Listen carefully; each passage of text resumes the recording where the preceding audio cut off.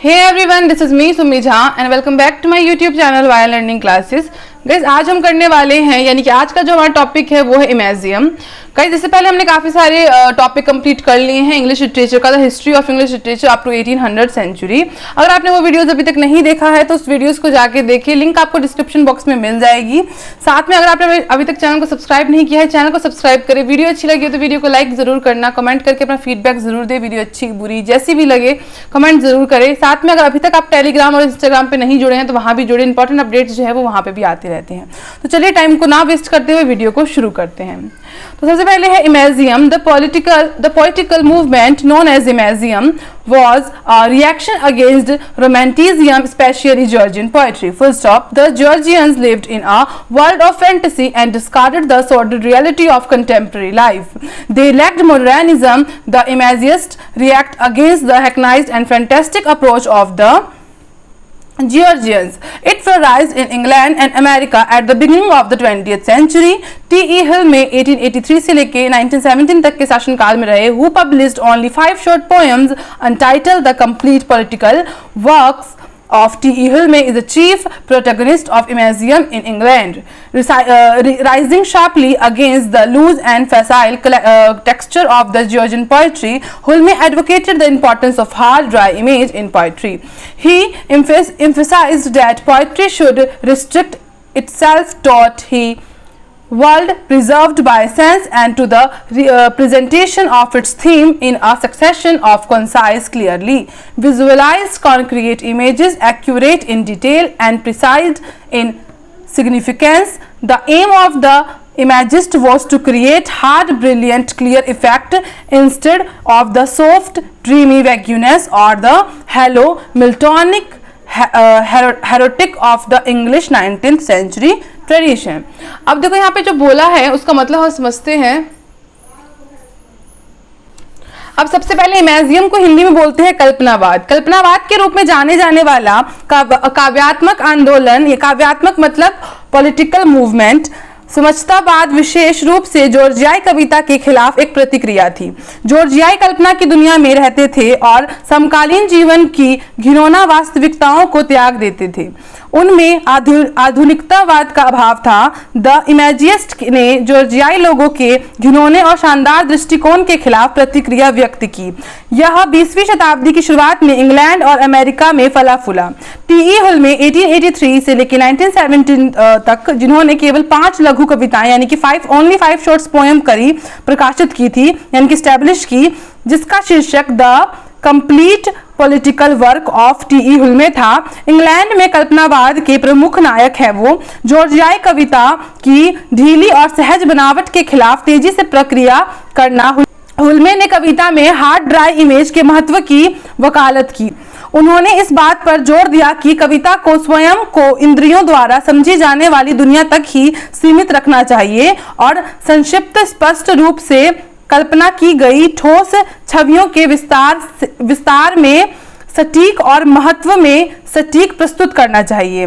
कल्पनावादियों का उद्देश्य बनाना था 19वीं शताब्दी यानी कि 19th सेंचुरी की अंग्रेजी परंपरा के नरम, अस्पष्टता या खोखले मिल्टनिक बयानवादी के बजाय कठिन, शानदार, स्पष्ट प्रभाव। Now the next paragraph, the Imagist movement flourished from 1910 to 1918. Its first anthology, सबसे पहले बोला जो Imagist movement है यानी कि जो हमारा अभी जो हमने मूवमेंट पढ़ा जिसको हम हिंदी में बोलते हैं कल्पनावाद। कल्पनावाद आंदोलन जो है वो कब फ्लोराइज्ड हुआ? 1910 से लेकर 1918 तक। इसकी जो फर्स्ट एंथोलॉजी थी नेक्स्ट पेज पे है, देश imagist was published in 1914 with Ezra pond with distinguished American poet. तो इसका जो है वो फर्स्ट कौन सा था? देश इमेजिस्ट था जो कब पब्लिश्ड हुआ? 1914 में पब्लिश्ड हुआ। किसके द्वारा पब्लिश्ड हुआ? एजरा पॉन्ड के द्वारा पब्लिश्ड हुआ। ठीक है, वो एजरा पॉन्ड थे कौन? वो एक अमेरिकन पोएट थे और वो एक एडिटर भी थे साथ में। It has 11 contributor who belong both to England and America. तो यहाँ पे जो है 11 कॉन्ट्रीब्यूटर थे इस पोएम को कॉन्ट्रीब्यूट करने के लिए, जो कि कहाँ से बिलोंग करते थे, अमेरिका से भी बिलोंग करते थे और इंग्लैंड से भी बिलोंग करते थे। तो they were Richard Aldington, Hilda Doolittle, F S. Flint, Amy Lowell, William Carroll James, James Joyce, Ezra Pound, Ford Madox Ford, Allen Upward, John Cournos and Cannell, Amy Lowell's anthology, some imagist poet. 1950 was the first great landmark in imagism. तो imagism के जो imagist poets जो थे वो आपने यहाँ पे देखो, यहाँ पे 11 के नाम लिए हैं कंट्रीब्यूटर के, तो वो याद करके रखना है। So our next paragraph is the imagist also published a magazines.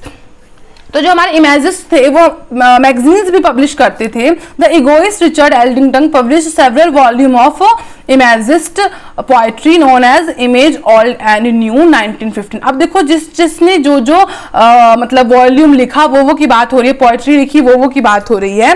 तो यहाँ पे बात हो रही है रिचर्ड एल्डिंगटन की। इन्होंने जो है वो सेवरल वॉल्यूम ऑफ पोएट्री लिखी इमेजिस्ट की, जिसको हम कहते हैं इमेज ओल्ड एंड न्यू, जो उन्होंने 1915 में लिखा था। इमेज ऑफ वार जो उन्होंने 1919 में लिखा था। इमेज ऑफ डिजायर जो उन्होंने 1914 में लिखा, और कलेक्टेड पोएम जो उन्होंने 1929 से लेकर जब लिखना शुरू किया तो 1934 तक उन्होंने बीच बीच के कार्यकाल में लिखा। पॉन्ड्स पर्सन उन्होंने क्या क्या लिखा, उन्होंने 1926 से स्टार्ट किया लिखना, इन लार्ज 1952 तक लिखा। एंड सिलेक्टेड पोएम्स उन्होंने लिखे 1928 में। वर रिमार्केबल कॉन्ट्रीब्यूशन ऑफ इमेजियम, तो वो इमेजियम को बहुत ज्यादा कॉन्ट्रीब्यूट किया उस चीज ने। Were remarkable contributions to imagism. The Imagists liberated poetry from the shackles of classical discipline and the waywardness of romanticism.